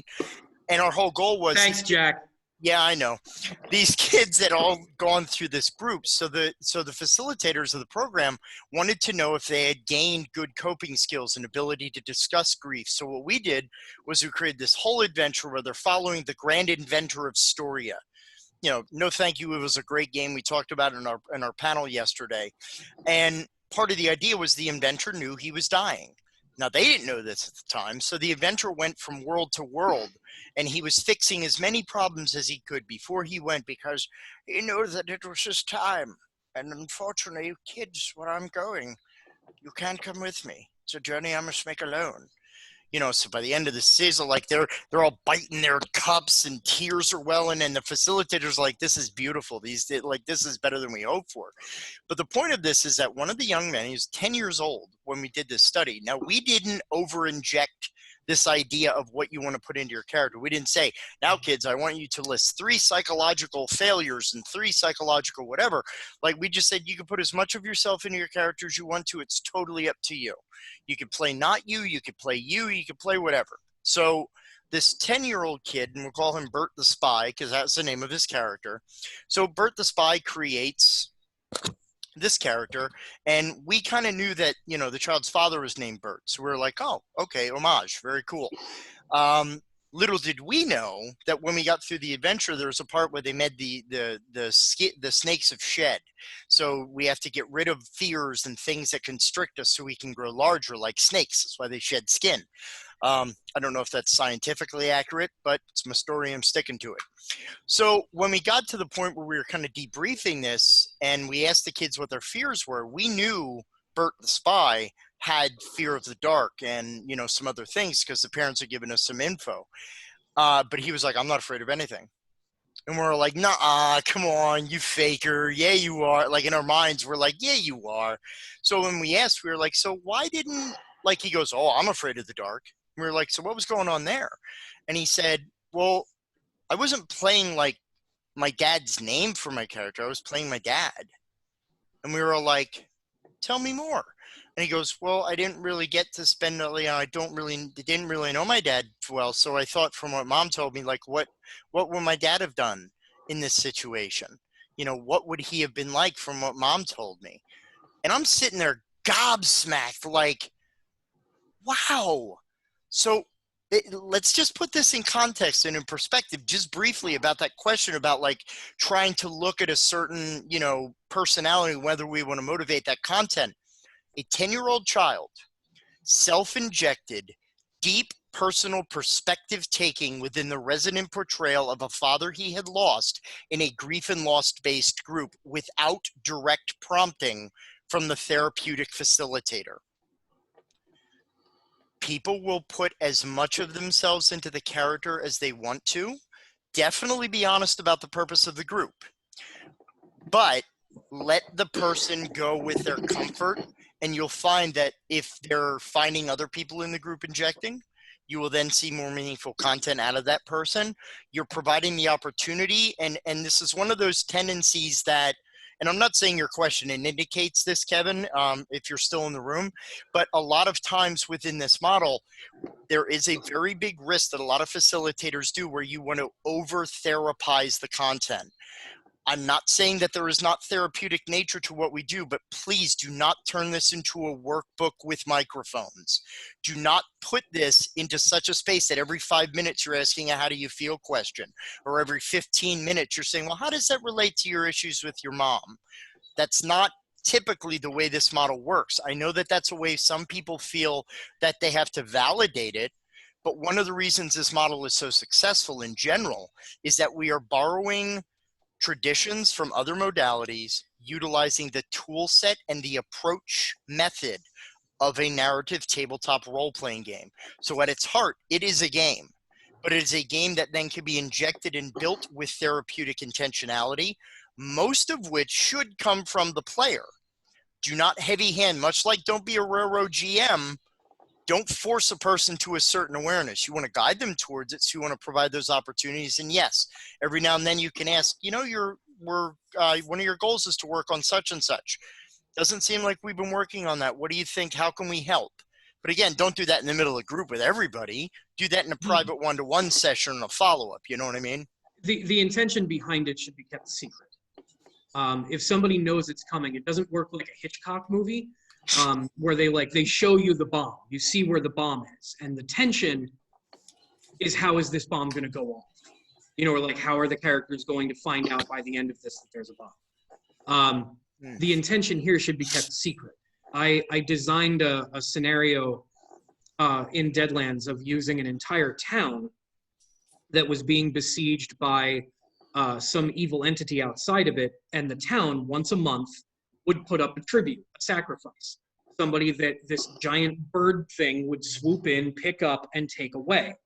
Now, the town was super prosperous. Everybody was happy. People didn't die of disease. There weren't bandits or random, outlaws or things that would ride into the town and shoot the place up. It was pretty prosperous. The characters arrived in the town, bad timing, on a sacrifice night. Saw this giant bird come down, saw somebody tied to a stake in the middle of the town, and got heroic about it. And like went in and stopped the bird from taking the tribute and like fought it off and all but killed it. And some of the townsfolk and the mayor came out and they were like, see, we saved you. And the mayor went, what are you doing? You know, so these heroes trying to be heroic ended up completely just pooping the bed with this whole situation, because now this town is afraid that their entire way of life is at risk because they didn't sacrifice this person. I designed the town to react in a way that abuse victims act when they're called out about the abuse that's happening. These people are being abused by this creature. They're being used. They're being used as a food source. They have decided they're fine with it. They have actually come to terms with it and will make like allowances and stuff. Yeah, they'll make allowances for themselves. So the characters, not knowing that this is going on, were actually in the midst of trying to talk an abuse victim down by trying to convince this town that they needed help. Yeah. Look, it's only the old and the sick that get tied to the post, so it's perfectly okay that they had this. So like, but people in your town are getting killed. That doesn't, hey, we're bountiful in our, it's the old Kirk the computer killer model from, Star Trek, the original series, where, Kirk comes down and it's like, well, we have a peaceful society and all is provided for. Yeah, but you got to like get rid of like half of your townspeople like once every month. You don't find a problem with that at all? Right. But there's so much good that comes from this little bit of pain. Well, what if you didn't have to have any pain? Yeah. If you only understood the Raven, if you only knew him the way we knew him, he wouldn't be such a bad Raven, So I hope that addressed that one. Sarah had put in non-therapeutic settings how a low intelligence character is played is so often somewhat prompted by the GM. How can you ensure that the work done through therapeutic play will not be undone through play in other RPG groups later in life? If I got to make a short answer, we can't. Yeah, our hope. It's so hard. We hope that by sort of working with our groups and making it a process, making it something that they can apply and continue to apply and sort of like, reapply and develop coping strategies and develop mechanisms for understanding these things about themselves, that they continue to apply it when they're not in our groups. But just like any other lesson that's learned, there's certainly the chance that it is at any point going to be unlearned. Yeah, and that different things would be picked up.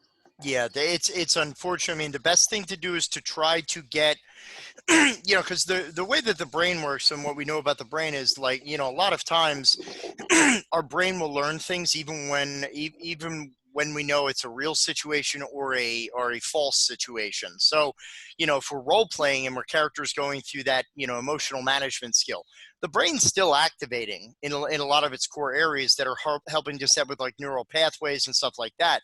So, I mean, the hope is that by reconstructing these different ways of thinking and approaching, like we've had characters and players, one player in our Saturday groups, he pretty much at one point, he kind of sat back with this big smug look on his face. It's kind of like when SpongeBob was like, Squidward, you like Krabby Patties, like one of those things. And he was like, I know what you're trying to do. And we're all like sitting back playing completely Dopic. We're like, what are we trying to do? I don't understand. He's like, you're trying to make me consider the consequences of my actions. Are we? You are. Are we? So we kind of get playful a little bit, but I mean, they know the goals. We know the goals. You just don't need to be so blunt about them when you're working on them, because that skill acquisition is going to cause some measured change, because later on, the parents were, well, he's really been not hanging out with the same kids, and he's been doing better in school, and he's, got different kids. Well, now he's playing role-playing games with other kids from school, and he's working on his own Naruto mod to D&D. So he's found another life through role-playing, which is helping him because he's enjoying it so much in one context. So our hope is, of course, it always carries over. You can never truly be 100% on that. Trying to scroll through here. So I hope that addresses that as well. Mike F had asked, how do you handle character death as part of therapy? So the first thing that I like to do is I like it to reinforce the fact that it's not a respawn.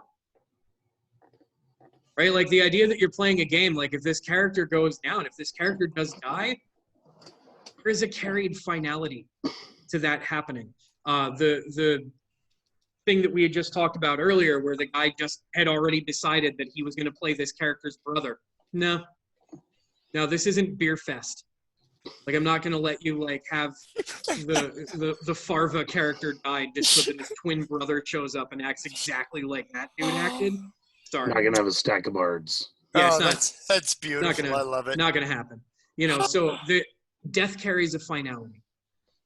Also, when you get into the ideas of morality, there's a way to play a character that is supposed to be heroic, where you're just always getting in the way of things, or like always trying to help your friends and try to protect people and try to do the things that are good things to do. But there is the chance that could happen. And I think starting to carry the weight of that, Jack and I, in our Kids on Bikes game, our kids had like stolen government weapons, and they were using them to fire back at people. And they had legit like shot security guards.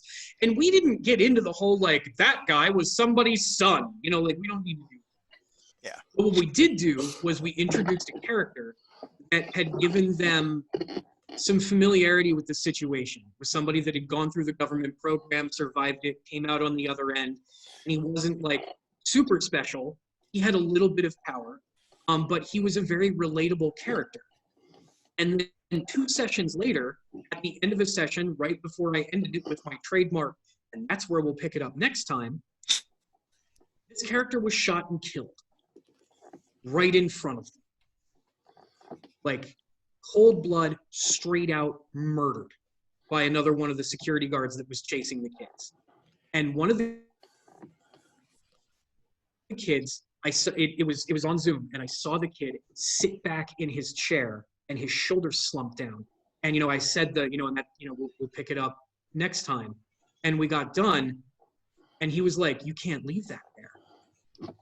I was like, "I'm sorry, buddy, we got to leave it there. We'll pick it up next week." He was like, "Oh, this is so real that, like, oh my God, he's dead." And we're like, "Yeah, because that happens sometimes. Like, you guys are dealing with some really heavy stuff. Like, there are consequences for these actions."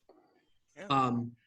One of the players that we have in the Deadlands campaign is a minor that his character background lost his daughter because there was a cave-in. And he experienced like brain trauma to the point where the guy has problem with his memories, and he sort of like slips in and out sometimes, and he's an old dude. And we put them recently into a situation where he was trapped in another mining accident with that mad scientist I'd mentioned earlier. And while half the party was dealing with the mad scientist, the other was dealing with a mine cave-in. And they were stuck with these robot workers. And the robots were powered by a stone that had little bits of human soul in the stones. So the robots were exhibiting human function. They kept repeating basically the last memories that they were thinking of when they passed away. So these robots became people to this guy. And the robot that he had imprinted on, he failed to save at the end, like right when he was at the exit. And I kind of designed it that way. Yeah. But like, he really took that to heart in game. And this old guy that had been, like kind of addled and confused and everything else, when this robot died, grabbed his shotgun, cocked it, turned around, and said, "Somebody's gonna pay for this." and just started walking toward the ranch. Like, he became completely focused at that moment on what was going on. Like, he used that NPC death as the galvanizing force for his character to get some understanding about the situation and basically say, this has happened to me before, it happened again, and I'm not going to allow it anymore. Like, no one else dies today. Yeah. Was the decision. Now, even deeper though is while this was going on, we heard from the the co-facilitator from the organization that we run these groups for, that one of the other players, while this was going on, and while this character's role-playing trauma, PTSD, the one character independently, as a result of just this content being presented, was researching PTSD and literally asked and had a conversation. So, you know, I was looking back, why didn't they talk about trauma in the 1800s? And like and he was like, well, back then they called it nostalgia. And he researched PTSD as a result of this character portrayal, talking about like what trauma work was and how people work through trauma. So, I mean, just imagine that we didn't intend that. We say, well, our intended goal of this therapeutic session is to have the character players explore, research PTSD, self-generated interest in this topic that then led to a further discussion. So sometimes not controlling the content, I mean, you still, and obviously for like, if we're talking about very, very young kids, no, we're not going to throw death and gunfire and all that stuff into a campaign if we're working with like 6 and 7 year olds. No, we use the story of the inventor, like you had brought up earlier. Right. So yeah, death can happen. I mean, there's something to be said, and we talk about this a lot in a lot of our panels. Please, if you're a GM that runs sessions, especially therapeutic, think about consequences in terms of not a bad thing that happens, but consequences are just a thing that happens. It's a natural outcrop of something that occurs after a story event. So, you know, we decide natural consequences. This is kind of going into Josh's question. Unfortunately, you know, I only have about maybe 5 or so minutes yet. I have to prepare for another panel. So my excessive apologies on that, everyone. Yeah, so, we decided based on goals and based on where the story's going, we want it to be as natural as possible so it doesn't feel like we're preaching. So it doesn't feel like we're throwing a heavy, like, well, maybe I should hang out with the kids from the liquor store. And then like at the end of the episode, oh my, I got in trouble. Maybe I shouldn't have hung out with the kids from the liquor store. You know, let's make this natural so it feels believable as a story element and it doesn't feel like it's fake because kids are going to spot it. So Janice had asked, how do you ensure that the players won't run away when you push them to create a character outside of their comfort zone? Fortunately, for the most part, when we had talked about character creation and how people we just kind of naturally put a little bit of ourselves into that character, there has always been at least a little bit of ourselves, even the part that we don't understand, that gets put into that character as a comfort zone. There is still like a comfort level with the character. What's really cool about pushing somebody to create a character that might be outside of their comfort zone, like what I just described, the idea that we're playing through trauma or traumatic events that happen to a character, is because we're trying to establish empathy. End of the day, we want somebody to understand how it feels to be somebody else, right? So to be able to do that, sometimes I have to tell somebody, you can't play a character that has money. But there is telling somebody no, and then there's framing it as a challenge. You know what people like a whole lot? They like being challenged. They like having somebody, I dare you to play a poverty-stricken character. Dare you. I bet you can't do it. And a lot of it also, piggybacking on that, is the idea of, you know, having a relationship with your clients. There's a lot of trust already built in with that group because we had been most of these kids I've been playing with for 2 years. Yeah, so there is a lot of trust and a lot of mutual respect that already built in. So if we say something like, why don't you try that? The players tend to be like, I trust your judgment. Yeah, that's. And there is, and Max makes a great point, that because your question, Janice, like, I honestly, first session, I probably wouldn't say that. But I also only said it this time because I knew his tendencies, having played with several games, and he's always playing somebody that's associated with money, and then telling me that he was going to get out of this by just playing the dude's brother. I was like, nah, no, we're not going to let this happen this time. So I probably wouldn't have guided him initially to say, play something outside of your comfort zone. But now, with that rapport, yeah, we'll absolutely do it. But I framed it in the form of a challenge as opposed to something that I just firm told him no, he wasn't allowed to do. You know, we presented it as a, well, why don't you push yourself and try this instead? And then somebody, Mike had actually tacked on to Janice's question by asking, like, how do you handle players who write a character one way but play them differently? So we sort of allow that to develop in game. If somebody writes a character one way, but then they start playing them in a different way, that conversation is usually just with that player, and we'll ask them what motivated the change. We can very easily write, because at the end of the day, I'm going to let you play the character how you want to play the character. But I am then going to bring up or address, like, what motivated the change? What made this different?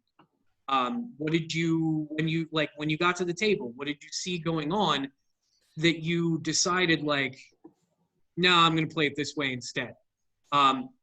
Getting answers to those questions helps with development, and then helps actually me understand how that person's going to continue to approach character development, so that I kind of learn tendencies and what to expect there once that happens. Yeah, I have to say my extreme apologies, folks. I have to go get ready for a different panel. So I know that there are some questions we didn't get to with the amount of time that we had, but please, the information on how to get in contact with us is in the post. Please, we are very attentive to emails. We're very attentive to messages on Facebook or yeah, please do. Please reach out to us. Like I said, again, we provide a very, very wide array of services and consultation. We help customize what you need for your practice, your agency, and we are always willing and love to help. So yeah, thank you all. The questions were phenomenal. It was some great discussion. And if you are still around GenCon, tomorrow at 1 o'clock, we will be doing ASD at your FLGS, which stands for Autism Spectrum Disorders at your friendly local game store. It's a presentation we do demystifying autism and talking about how we can be more inclusive and accommodating in the game store environment. So if anyone has some free time around then, we're going to be in that panel tomorrow. So, Sarah? You're muted.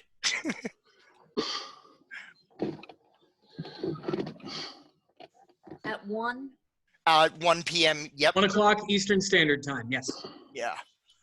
So yeah, I again thank you everybody. You're what helps to make the panel fantastic. So unfortunately, we're gonna kind of need to close for now. But thank you all for stopping by and for listening in and asking such great questions. Have a great day, everybody. All right, Take be care, well. everyone. Enjoy Thank you. GenCon. Be safe.